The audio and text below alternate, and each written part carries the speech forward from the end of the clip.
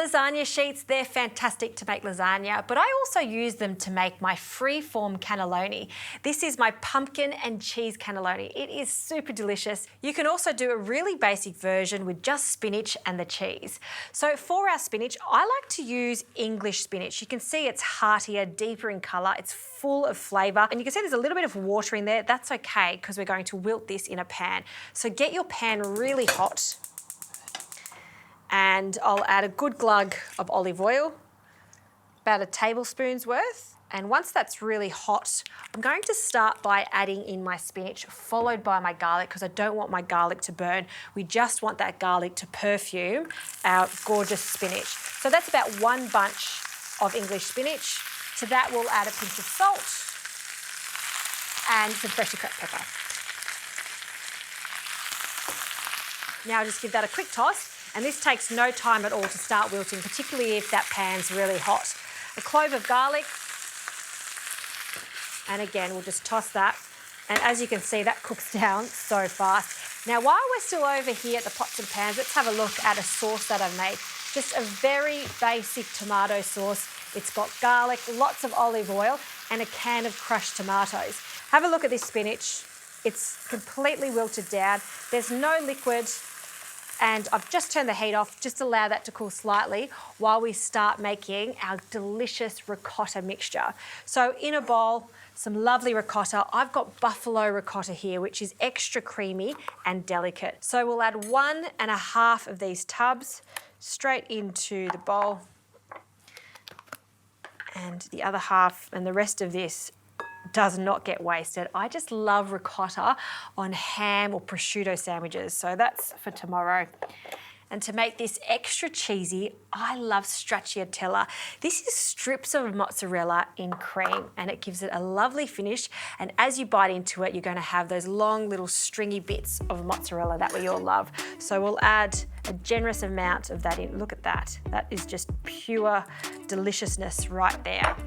To this, we'll add some parmesan cheese, just some grated parmesan, and that's the 3 cheeses that I think are a must for a cannelloni. A pinch of nutmeg, and the zest of half a lemon.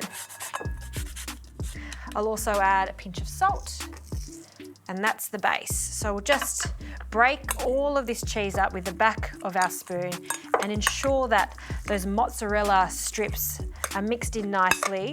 All right, we'll pop that to the side. Finally, let's mash our pumpkin. So just with a fork, this is super tender, and we're just going to mash that because I don't want it to be too chunky, and it needs to spread onto our lasagna sheet. So just using the back of a fork, break that up, just so they're not all chunky bits.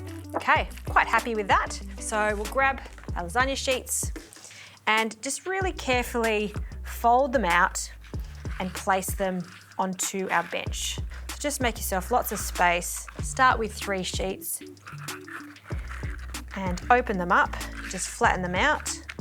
And I like to start with the pumpkin, so a little bit of pumpkin on one side, and we'll spread that out.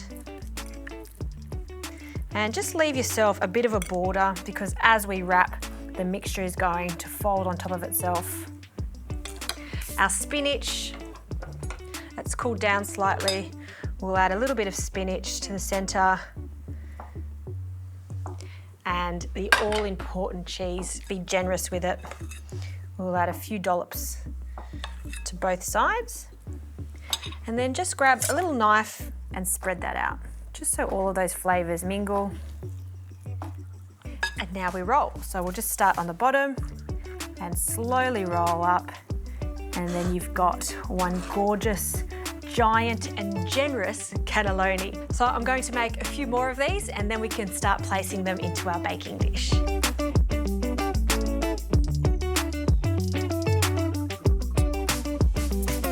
All right, our giant cannellonis are ready to go, so we can arrange them into our dish. So I've got a large baking dish, wide enough so it fits the cannellonis nice and snug.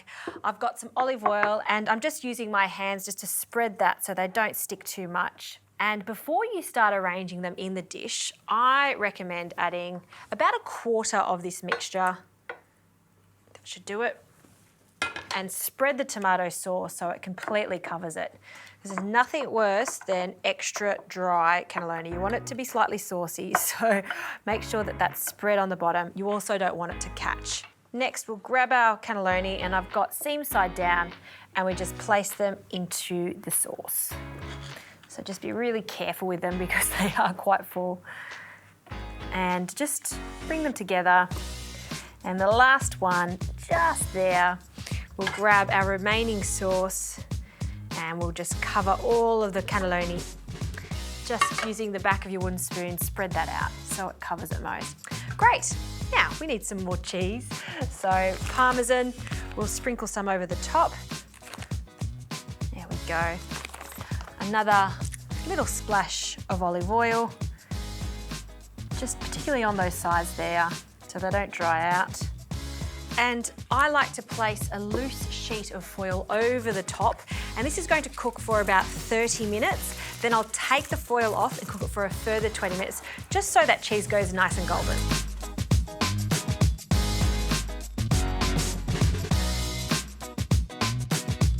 Okay, cannelloni is out of the oven. It smells so good, and I love how sticky it gets on the top, particularly when you take that foil off for the last 20 minutes, so it dries up slightly and that cheese melts and becomes quite gooey. Now I'm going to serve a generous portion, so we'll just dig in here and we'll just scoop this out, and you can see how much they swell as they cook too. And we'll place that onto our plate. And I love to serve this as is with just a lovely simple salad, just mesclun leaves on the side, a little bit of salt and some extra virgin olive oil to tie it all together. Now let's have a look inside this so we can see all that yummy fluffy cheese. I'm going to cut straight down the centre. Ooh. And have a look at that delicious cheese, the pumpkin. Better have a little taste.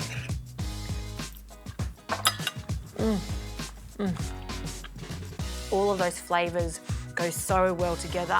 And what's a cannelloni without lashings of fluffy ricotta? And that stracciatella really takes it to the next level.